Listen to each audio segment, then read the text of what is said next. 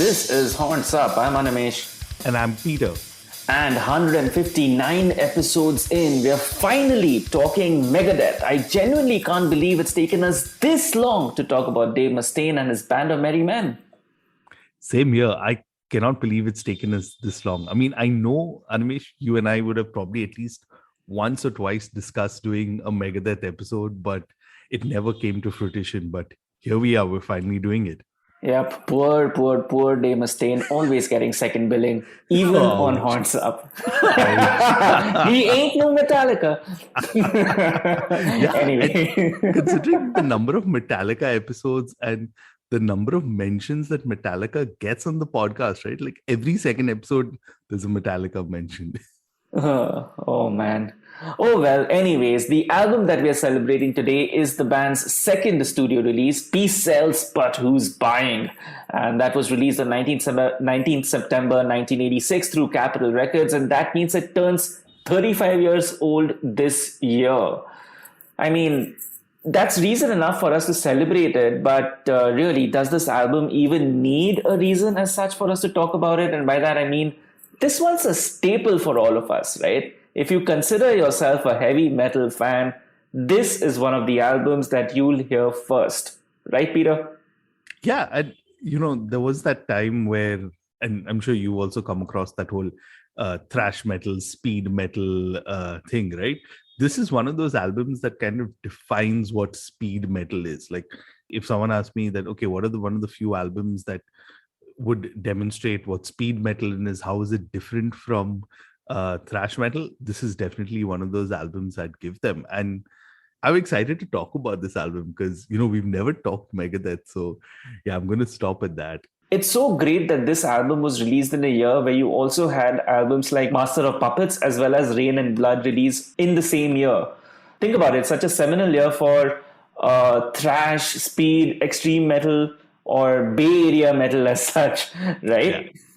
Yeah, imagine going to all those shows in that year. I mean, it would have been nuts just for everyone to just be around. And I think like there are movies like Get Thrashed and all of them that kind of talk about that whole movement.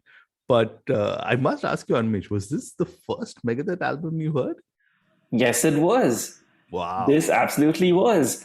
I mean, I think the very first Megadeth songs that I'd heard were actually Kill the King and then maybe a couple of tracks from Euthanasia. But as an album, this was the very first Megadeth album I heard. And this is an interesting story. As I was getting initiated into metal, right, one of my friends who introduced me to metal, he comes home with this tape that he's recorded. Okay, it's not the official album or anything of that sort, and it's a recorded tape. And he gives me a test. Okay, he says, okay, I'm going to play this song for you. Identify the band. All right. And I don't know why the fuck he was doing this, but he did it. So he starts playing, and obviously I didn't know it at that time, but Wake Up Dead starts. Okay. And I'm like, wow, this is fucking awesome. And then I hear the voice and I immediately say, hey, that's that Megadeth. Is this Megadeth? And he's like, fuck, you've passed. so you earned that CD or cassette.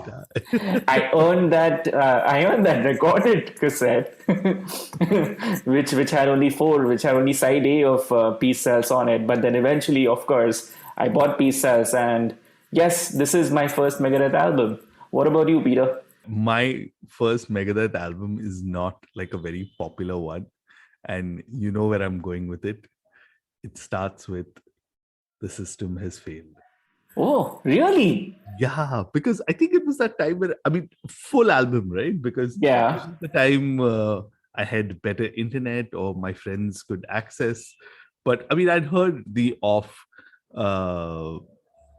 Megadeth song, the ballad everyone has probably heard. Come on, let's be honest. A Toothless Moon. I'm not, my French is not good enough to say it. But, and then he redid it also, right? With Christina Scabia from Lacuna Coil. But I'm saying, so it's one of those things. System Has Failed was like the time I was really getting into it and kind of diving headfirst into metal, and then I just went like very extreme. So I think, I can't remember, it was much after that where someone had probably downloaded a discography or something. And the thing is, right, let's get this out of the way first. Either you're a fan of Dave Mustaine's voice or you're not, right? So, are There's you a no, fan of Dave Mustaine's voice? I wish he released the album's instrumental also.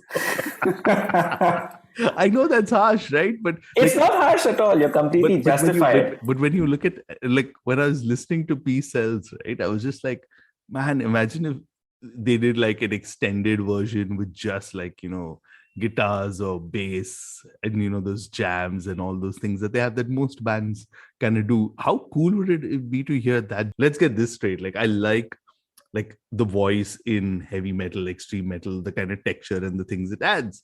But like, if you listen to recent Megadeth, it doesn't add that much, right? Like, Hey, recent Megadeth is a different anomaly, but I think that's the difference between you and me, because your first album and you got into Megadeth through latter era yeah, Megadeth, which is why you are not a fan of the Boys. However, I am a fan of the Boys. I think Dave Mustaine has this unique, uh, unique, condescending, extremely full of attitude, power packed vocal style, which fits his music absolutely well. And honestly, Peace Cells, I can't imagine it with any other vocalist. oh yeah. I mean, I would love to hear like one of those like brass against or someone like doing what do you say, a reworking of like Megadeth songs or something like that, Oh. right? Or what do you say, Iron Maidens redoing like a Megadeth song, that kind of stuff. That'd be fun to just kind of hear it in a different way, different style. Yeah, yeah. Complete sidebar. How weird was that Sofia Urista story? I haven't watched the video, dude. I haven't. Oh, I did. Oh boy, Anyways. I feel bad for you. You have my all my sympathies. All right. Okay. So I'm clearly a fan of this album, right? But since you came into this album after having heard System Has Failed and a bit later, like in terms of chronology, etc., um, do you think this album is worth celebrating? If so, why? If not, why not? Oh, definitely worth celebrating. I mean, there's so much to this album, right?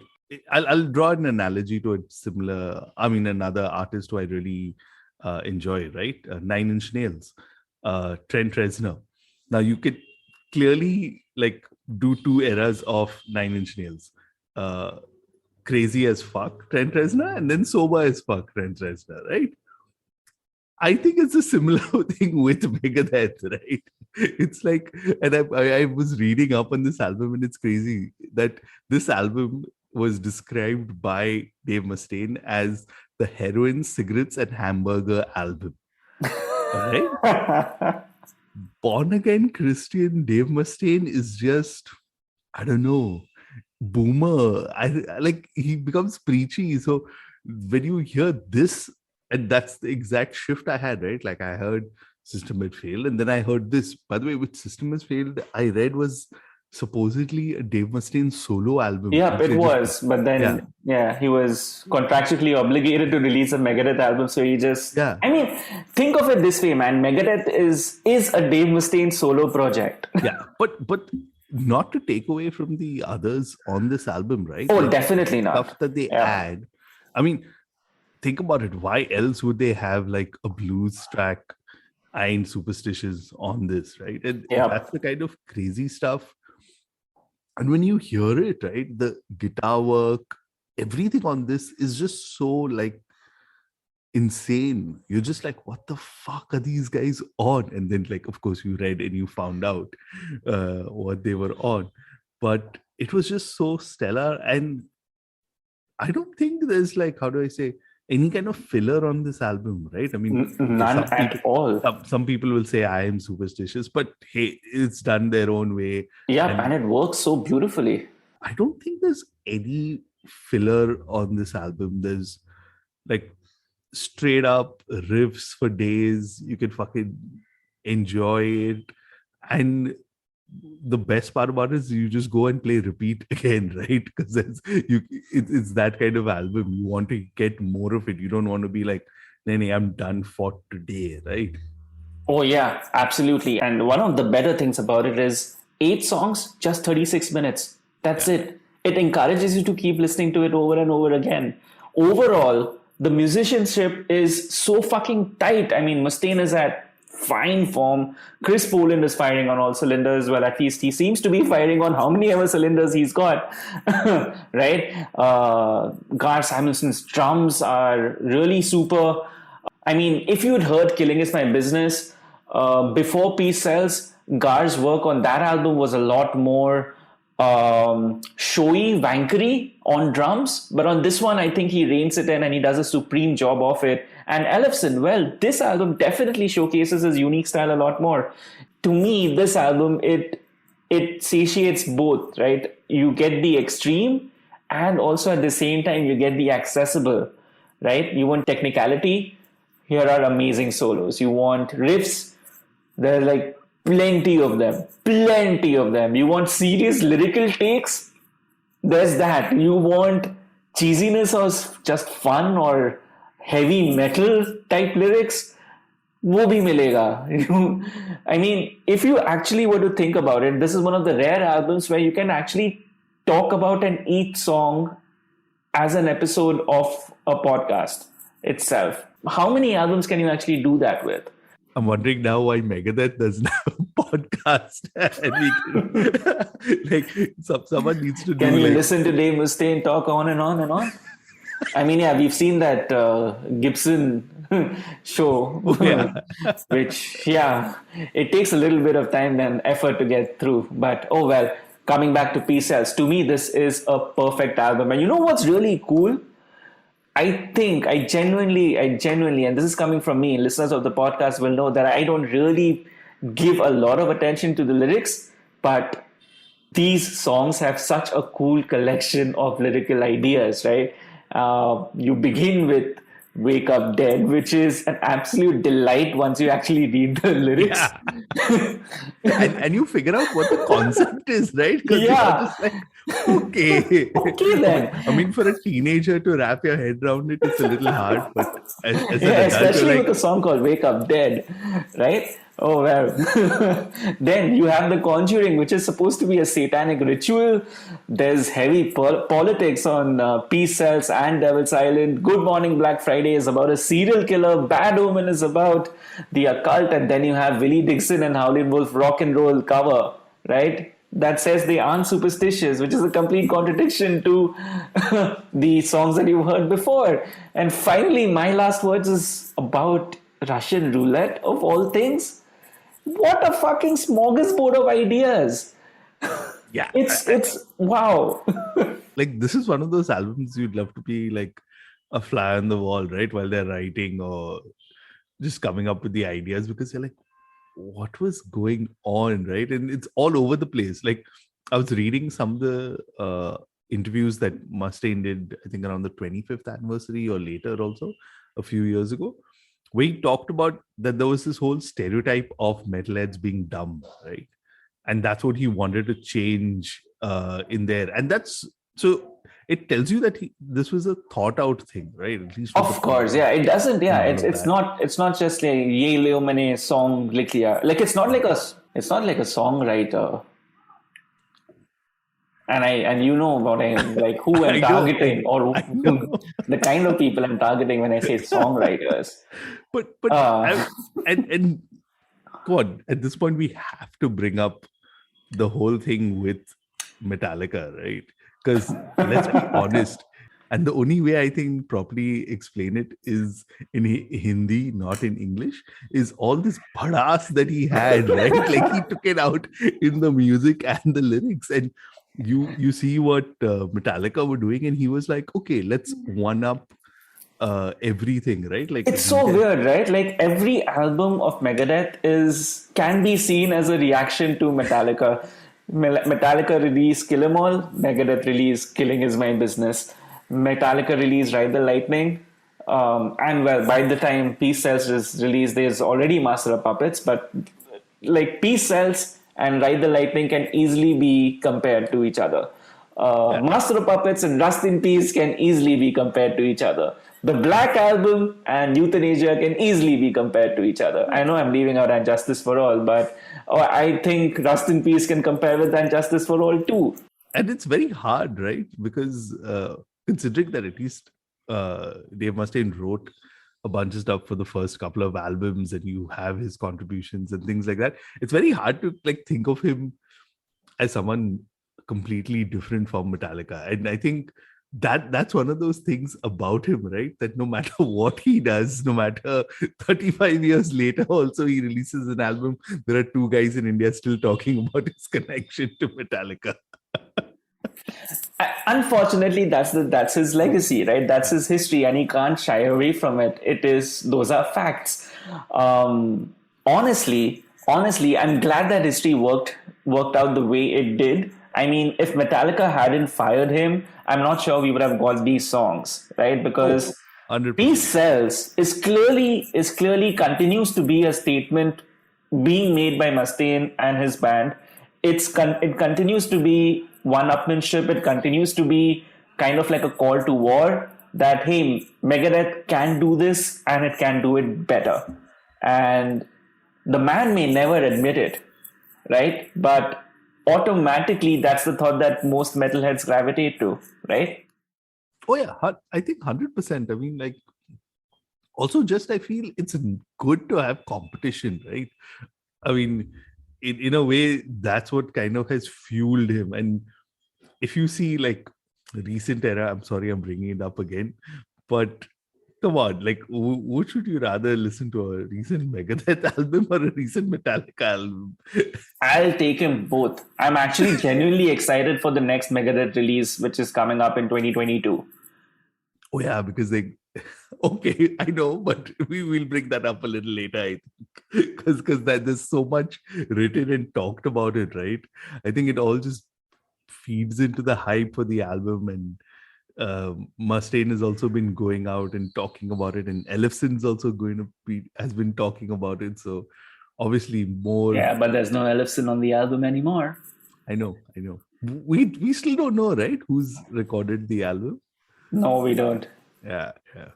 Maybe they'll just drop one teaser or something just before the Yeah. album release. You know what I'm really hoping for? I'm hoping for some artwork that can actually rival Peace Cells, the album artwork on Peace Cells, because damn, that artwork by Ed Repka, to date, it is the best album artwork by Megadeth. It was my first Megadeth T-shirt. I tried to buy it as shoes. I want a poster of it. I want to get it signed. It's one of those things that immediately screams, fuck, I am heavy metal, and fuck, look at this. This is what heavy metal is meant to be. Like, I feel that is where overall I give props to Megadeth, right? Because like, whether it's the management or the band themselves, right? They understand like what you talked about, right? That's what people really resonate with, right? They want to wear that t-shirt. I mean, can you imagine in like the 80s if you released like a white metal t-shirt? Who's going to fucking wear a white metal t-shirt, right? But they know, and you want to wear like that logo. You've seen it consistently over the years in the artwork in there. Some of it, like, I just wonder, it's like they got tired of it, or why did they not include it? I don't know. But yeah, the artwork is fucking awesome. I mean, like, it's one of those things which definitely grabs your attention in there. And it's such a huge, like, when I'm looking at Killing Is My Business, right? It's such a huge difference from there. Like, Exactly. like Yeah. when you look at the logo, when you look at the artwork, it's such a huge jump in there, right? And I think this is where they realize that, you know, we need to take this, because I feel, and I don't think it's changed over the last 30 years, that merchandise is still one of the more important things, right, of metal. I mean, at the end of the day, everyone wants to wear that band t-shirt, poster, like you said, put it up and all of that. So yeah, I'm But really that's the glad. thing, right? The poster has to be good enough to be put up so that anybody, no matter if you're a heavy metal fan or not, can actually appreciate it. And this artwork transcends that album artwork thing Yeah, completely. It's such a great usage of their mascot. I think that's an area where Dave Mustaine completely trumped any of the Metallica boys. I can't believe Lars never had an idea for a band mascot as such. I mean, I know you have whatever that doodle guy or whatever, but it's not the same. It's not the same. You have fucking Vic the Rattlehead. And Vic the Rattlehead has gone down in history as one of the best band mascots ever. And I genuinely think Peace Cells, at least the album artwork on Peace Cells, does the best job of representing what Vic the Rattlehead means or what Vic the Rattlehead stands for. and the fact that like it's been consistent, right? Like, Absolutely.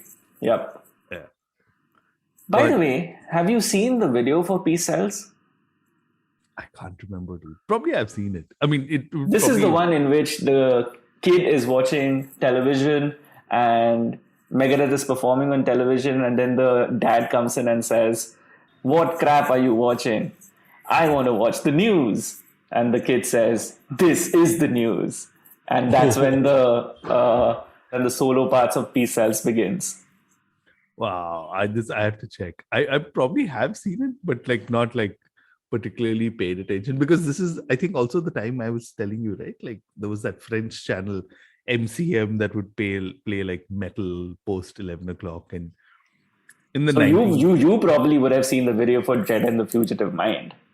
Yeah, all, I mean, like there's so many of those things that you watched, but like you watched it with the volume really low because it was like metal, right? You didn't want to wake up your parents who were sleeping.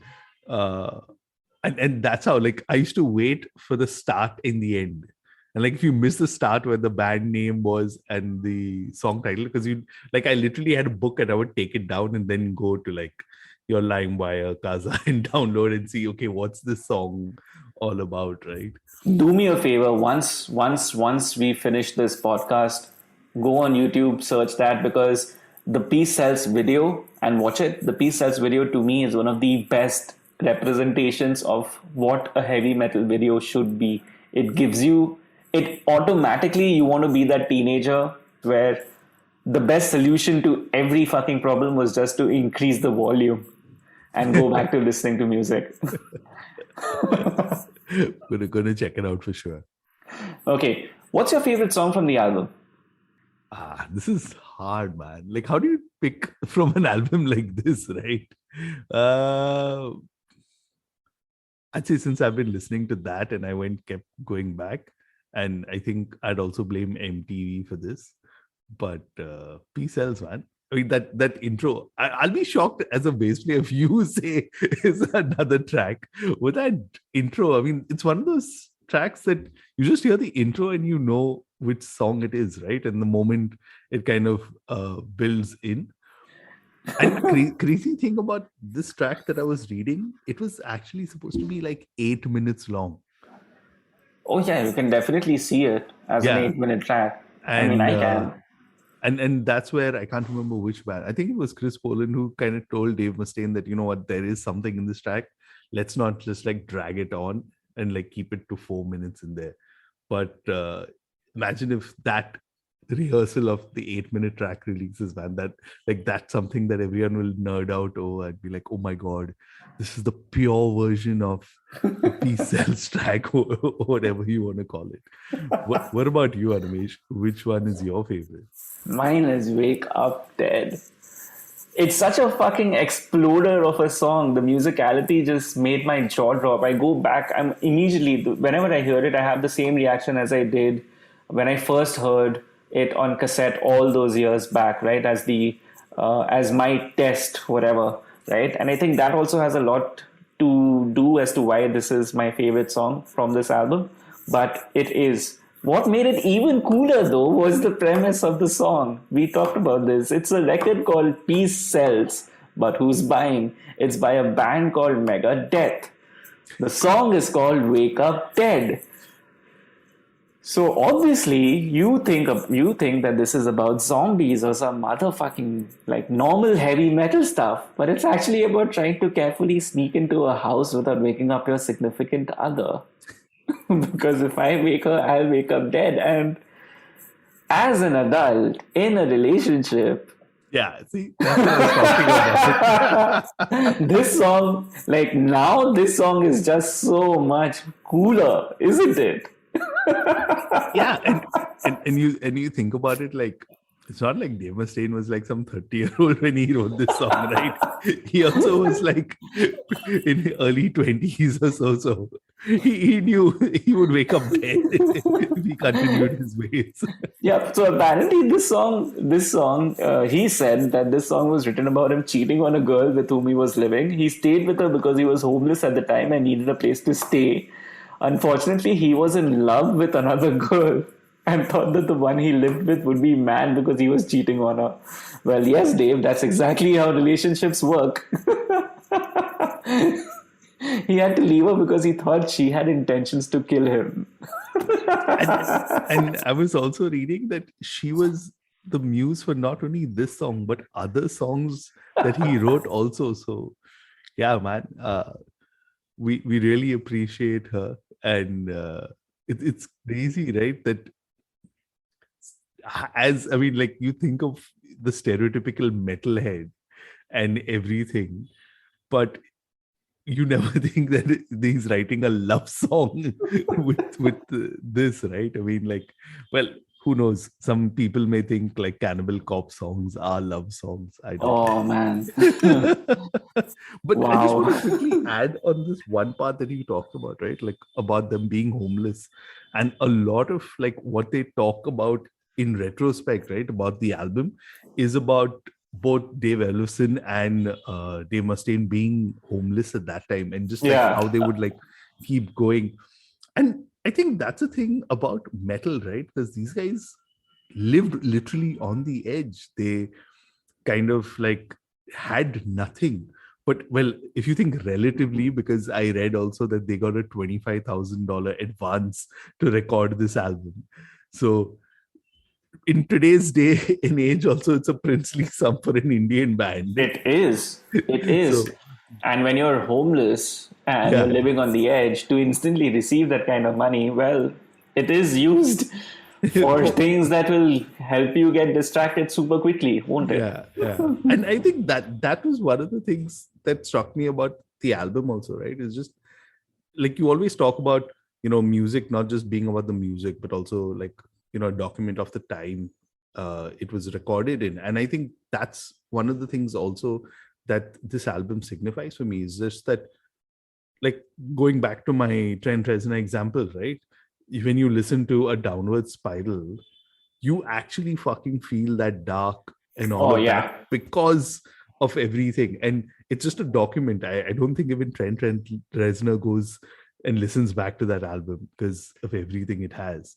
But I'm just trying to think and picture myself as Mustaine now listening back or thinking back of that album, right? Considering everything we talked about, like his ex-girlfriend, because he's a happily married Christian now, and all the occult he wrote about and all. What do you think, like, he looks back at this album and thinks about, like, if you could picture yourself as Dave Mustaine for a minute? Oh, well. I think this album clearly will be one of the highlights of Megadeth's discography. Like to me personally, it's my favorite Megadeth album, but I think in the popular vote, this would be seen as maybe the second or tied at second album after Rust in Peace, because this album represents what Megadeth is. It's a thrash metal band that is pound for pound, I still think, musically leagues ahead of what it perceived as its direct competition, but unfortunately never got the opportunities that the competition got. Yeah, and it's not even them, right? It's also the other two which are considered part of the big four. I mean, like if given a choice, I mean, of course, yeah. I forget I'm talking to you. You're a huge Slayer fan, so I think Slayer may take precedence over Megadeth. But yeah, for me personally, with the four, Weirdly enough, and since you brought it up, right? If you talk about the big four, on a given day, like today, because we're talking about this, and because I'm amped up on Megadeth as such, I would take Megadeth over both Metallica and Slayer and Anthrax. wow, wow, this is the day, 3rd of December, which I have to mark. Animesh said that he'd take No, Megadeth. but that's the thing, right? On another day, like I remember when I was watching Slayer live, that day Slayer trumped any of the other bands. And that's the thing, when I was watching Metallica live, Metallica trumped any of the other bands. I've never seen Anthrax live. Do you So want to see Anthrax live? no, really. I'm not a huge Anthrax fan. Anthrax, like very controversial take, Anthrax shouldn't be in the top four, in the big four. Oh, if Opening up a you Pandora's box no, there. no, if you disagree or if you agree, hit us up on the pod. Let us know what you think. Testament all the way. Oh yeah, oh yeah. But yeah, I mean, I'm just trying to think and I'm just trying to role play of sorts, right? This is probably the album I'll be, as Mustaine, one of the proud of looking back. Oh, definitely. But as a Yeah. dad, I'll be like, kids, this is not what you should do. Like, because like if you think about it, uh especially since he became a born again Christian and all of that, right? Like I've read that he regrets some of this whole occult bit in there. And again, coming to what I was talking about metal earlier, right? This is, how do you say, the kind of sacrifices of the things you do for the art, right? And which later on you regret in there. And they lived fast, lived dangerous, and yeah, that's why the album is the way it is. I don't think like if they did it any other way, it would turn out this way. But as Mustaine, I'd be damn proud of it, man. I mean, like, Absolutely. I mean, to me personally, I think this is a perfect album. I'd actually want to nominate this for all A's. I think it'll be really, really, really close for an all A's. I think this might take an all A's. paging Anurag Tagat, we're calling you next. But yeah, I Yeah. definitely love to talk. I mean, I think it's clear that for both of us, we'd love to nerd out more about this album.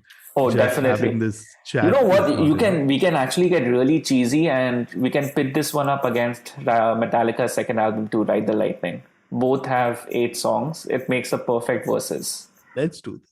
That'll be Let, super interesting. let's get Ravi for this. I think that's a perfect kind of an open call to end this episode on right now. If you want to chat with us and be our third for a versus, which is Metallica's Ride the Lightning versus Peace Sells, but who's buying? Reach out to us. And Reach out to us at hornsuppod.com or on Twitter at hornsuppod. As always, I'm on Twitter at Asmoani, I'm at Trend Crusher. and this was Horns Up.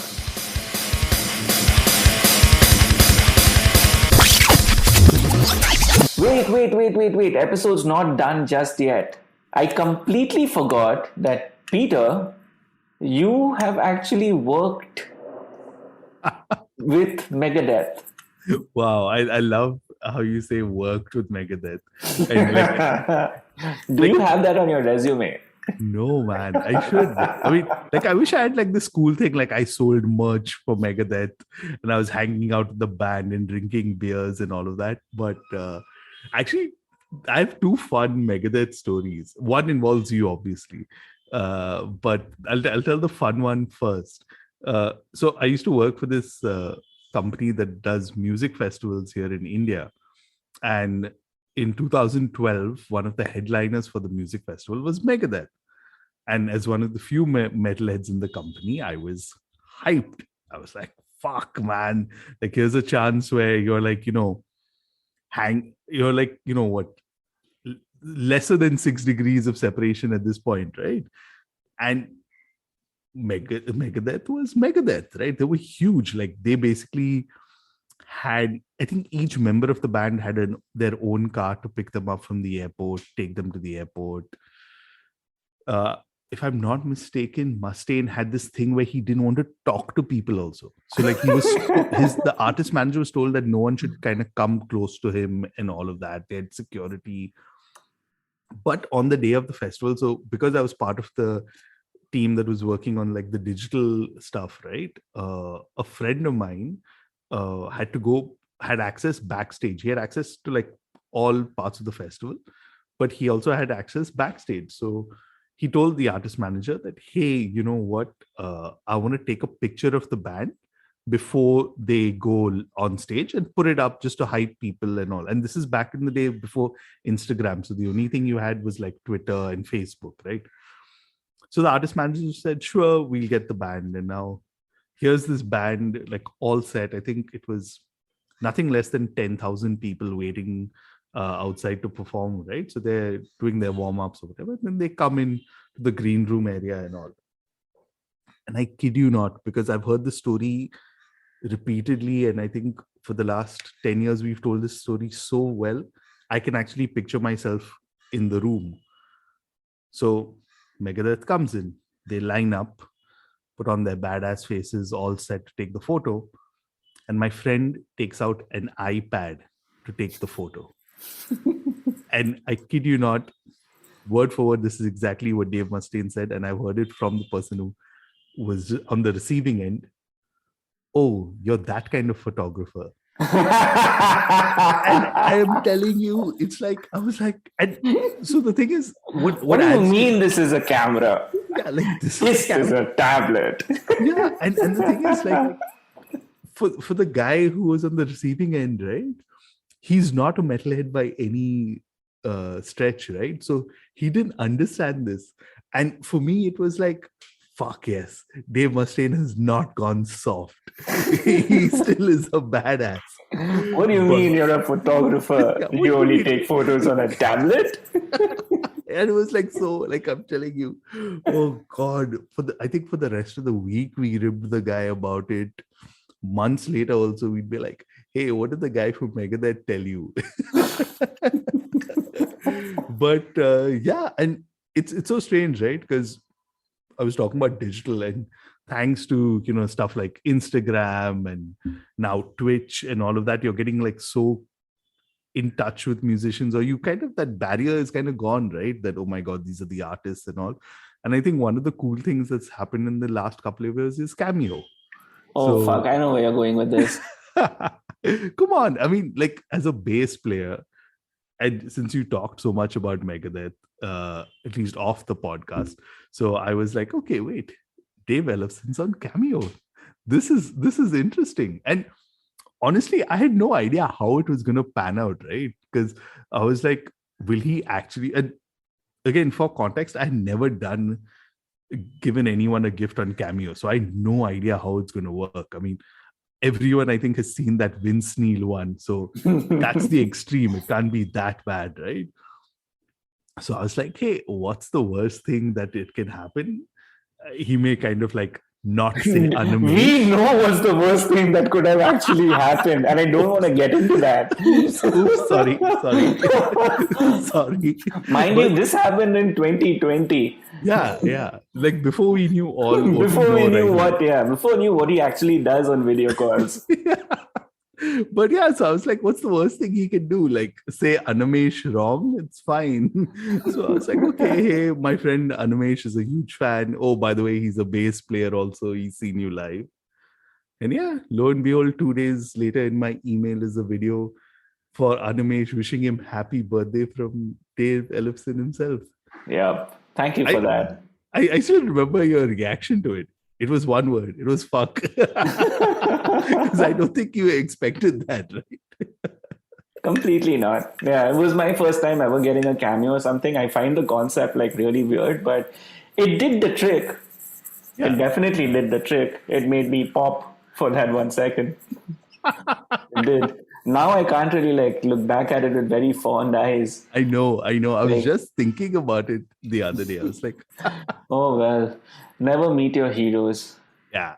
I think. But I'd still love to meet Dave Mustaine, man. and actually trying to like have a good conversation with him because, dude, yeah, that'll be awesome. I think the only way that will be possible is if you like convert and become a born again Christian. That's the only way you're having a normal conversation with him.